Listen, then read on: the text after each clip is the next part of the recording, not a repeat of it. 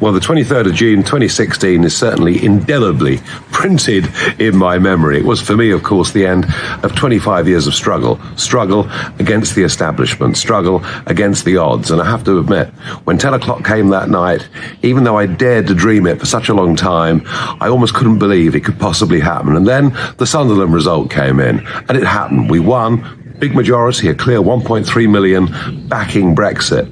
And now it's 4 years on to the day, and just look at what's happened in that 4 years. We've learned who the British establishment really are. Every attempt has been made in Parliament and elsewhere to frustrate, delay, to even stop Brexit from happening. But it did happen, although quite a big wobble, wasn't there, with Theresa May, who did her best to water it down so much that it would have been Brexit in name only.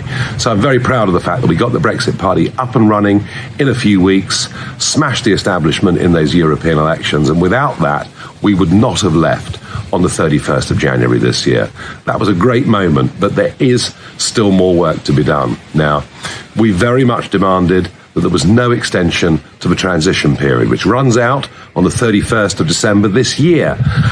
And the government have said there will be no extension. So far, so good, you may think. However, we've now got to find out what the deal will be. And whilst I have great confidence in David Frost, our chief negotiator, who I think is doing a brilliant job, the problem is the cabinet and the Conservative Party. Most of them, of course, never really wanted Brexit anyway. We don't know what's going to happen, but rumours just over the last few days coming out from within Downing Street that they could be prepared to settle for us staying aligned to EU rules, but say it's okay because we can leave them at a future date.